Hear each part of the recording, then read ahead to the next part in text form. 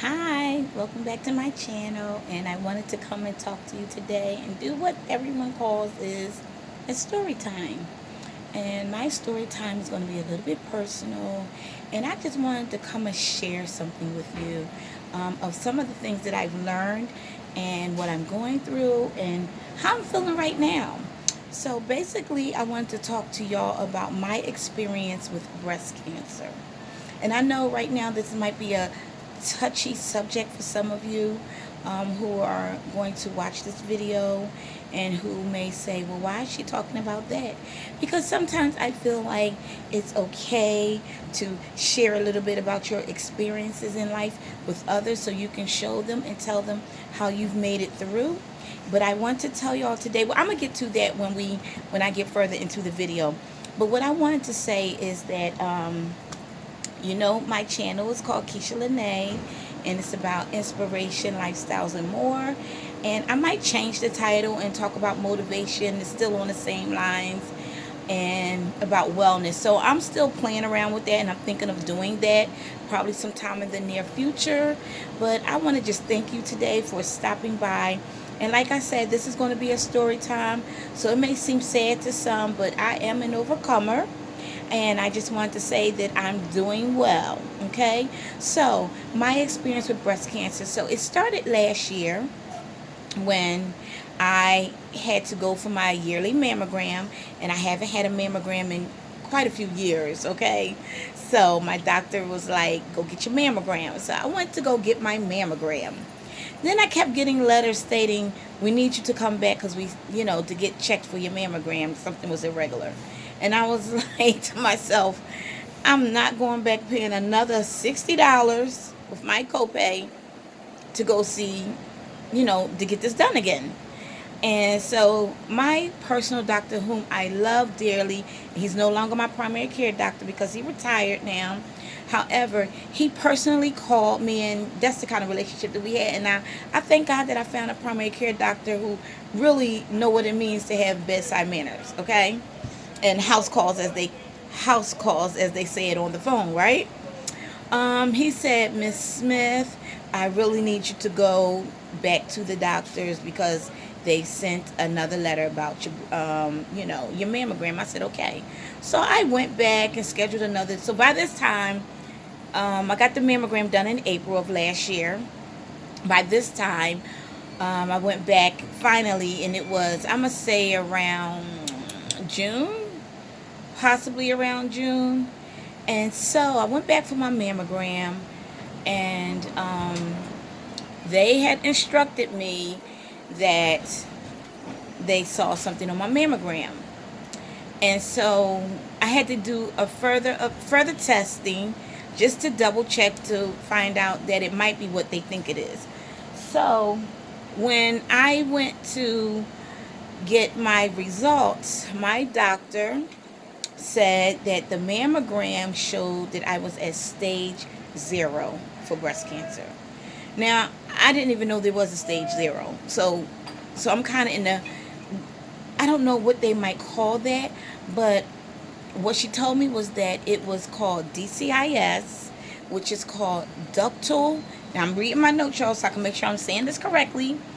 Ductal carcinoma in situ, which means that it's the presence of abnormal cells in the milk ducts of the breast. So, which, in other words, the cancer is only stationed, they're only present inside the duct cells. They have not found a way to come out. Thank God. Thank God. Thank God. That's all I can say. So, what I've learned that according to research, it is not clear what causes DCIS. However, it is, they're saying that when genetic mutations occur in the DNA, so I'm going to be looking down a little bit because I got to read this from my notes because I'm not a doctor. I've said this multiple times. I'm a social worker. So I'm going to read this from my notes and from what the hospital has given me, that it occurs in the DNA of breast duct cells. Okay? It is also called stage 0, so it's the earliest form of breast cancer. So, My doctor wanted me to come back for another mammogram, get a biopsy done so they can just double check and check it. So basically, I had a biopsy done. And the biopsy was to determine whether or not the breast cancer was, I think the word is malignant. But let me flip through my notes to double check. But I believe that that's what they say the word is. I'm sorry, non-evasive. To make sure that it was not evasive. So non-evasive means that it can't get into the bloodstream. So that's what my cancer was. It was non-evasive, and the test was to make sure that it was not evasive. So when the test came back, it showed something. So I scheduled to get it removed. Let me tell you about that experience. When I finally went to go get surgery, and I don't wish this on anybody, the experience was not that great. I had to stand up to let them stick a needle inside my breast. And I'm sorry if this is going to sound a little graphic to some when I say the word breast, but this is what this is about. So I just want to put the disclaimer out there beforehand, okay? I could not eat or drink before I went in there, and let me tell you, when they stuck that needle in two different places that I didn't think that they could stick it in there, and I had to take the pain before they numb me. That's how you have to get numb. You just have to take the pain. You have to hold it in and take it. I thought I was going to faint. I thought I was going to pass out. But I held it in because I was determined to get better and to get well and to take this all the way to the end. So after that, I had my surgery, and I'm going to get into more about what DCIS is in a moment. After that, I had my surgery, and you have to do two things. Depending on how bad it is, since I was at stage 0, I did not have to get a mastectomy. So I opted out for the lumpectomy is what they call it. And that is when you get in a portion of, you're getting the lump removed from your breast through surgery. And I opted to do lumpectomy and hormone therapy, which meant that after I did was radiation, and I did it from August to November. And then after that, I got on to, I'm currently taking hormone therapy, which I will be taking for the next 5 years.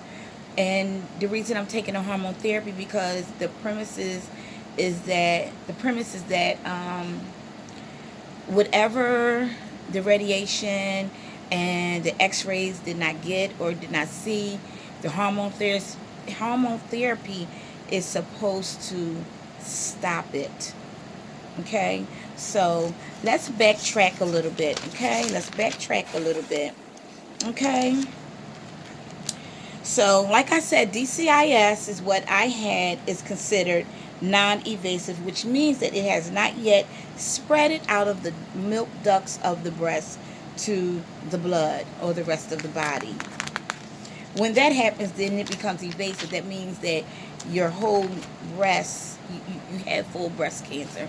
And it depends on what stage that you are in. Usually there are no symptoms for this. However, it can cause a breast lump and bloody nipple discharge. I had neither. So this is what I wanted to say. How do you know that something is wrong if you don't go get your mammogram done? And if you do your, as we all say, we do our monthly breast exams and we don't feel any lumps? You don't know why I didn't feel any lumps, because it was not actually in the area of the breast where, I'm sorry, that it was in an area of the breast where it can be visibly noticeable, or you can feel it because it was in the duct part, the milk part of the breast. Risk factors to increase DCIS is 1, age, and 2, family history of breast cancer. Now, I have a family history of breast cancer. Matter of fact, I have a history of cancer in my family altogether on my mother and my father's side. I had a cousin that passed away from breast cancer, and I had another cousin who actually went through the same thing I went through, but she had full-blown breast cancer, and she had radiation and chemo and all of that, and then it came back, and she ended up having to get a mastectomy. And if I have to go that way to save my life, I will. I definitely will. But my option that I received was to just get the lumpectomy to remove the infected parts of the ducts, the milk ducts, and the area around it. Okay. Like I said, you have to go get a biopsy done to check and see what's going on. And once all of that is done, I had to get a second breast imaging to make sure everything was okay after the surgery. And lo and behold, let me backtrack one more time. When I was in the middle of getting the needles and getting the imagery done right before the surgery, they found another spot. So because we didn't have time to go and get it tested, I just told them to remove it.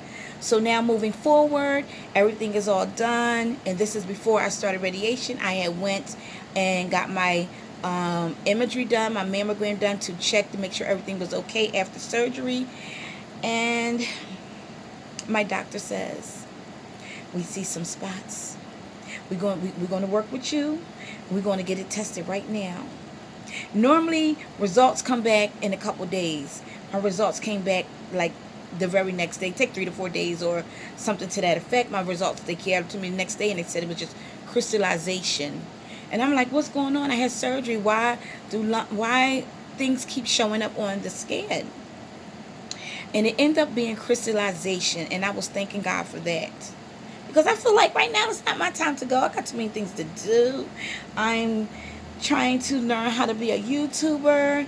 I'm getting back and writing my books and my poetries and starting my blog, and just, being a social worker, helping my children and my grandchild.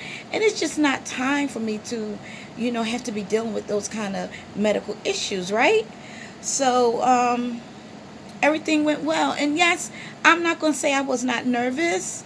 My family was more nervous than me. When you hear the word C, the big C, cancer, everybody gets so nervous and upset, because I understand the emotions behind that.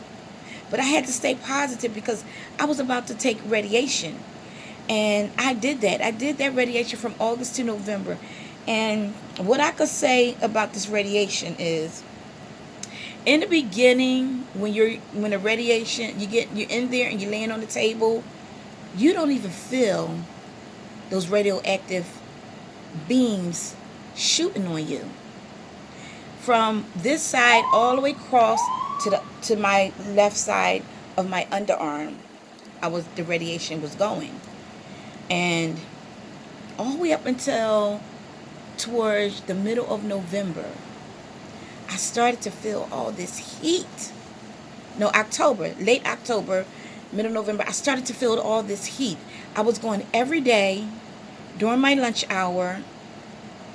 They say it take about 10 minutes, but in all actuality, by the time you get on the table, they set you up, then they do the radiation scan, and you get done with that. It's at least 15-20 minutes.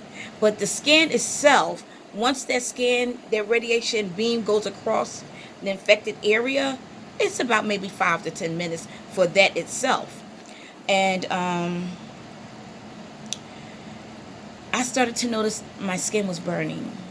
The skin was peeling, and I was burnt. And now I'm kind of permanently discolored, and it's still healing all these months later. And it'll be a year soon. And it's taken a long time for that area to get well. But I say that to say this, that I don't want this to be a sad story. I'm just telling you how God has brought me through, and how I have made it, and I have been an overcomer. And I'm going to be positive about the situation, because there's so many things that could have gone wrong with this. Now, moving forward, I had my yearly mammogram done. And guess what, y'all? Everything came back negative. I'm still clean. I'm still in remission. And I read somewhere where a doctor said that DCIS is not really breast cancer. It's not really cancer in the sense that we think it is. Even though there are abnormal carcinoma cells there, she said, I'm not going to give her name, that it's not really considered cancer. This is why you have to get your opinions from different doctors and talk to who you need to talk to, and put your trust in the people that God has given the ability to take care of you so that you can know what to do. So right now, my objective is to learn how to eat well, to think on positive things, to eliminate my stress, to learn how to exercise more, and to just find some new adventures in this new life that I have been given.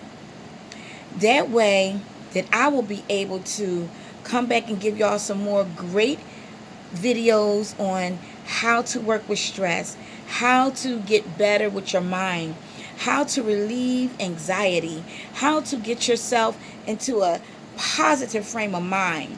We can't let the things that affect our bodies affect our minds, right?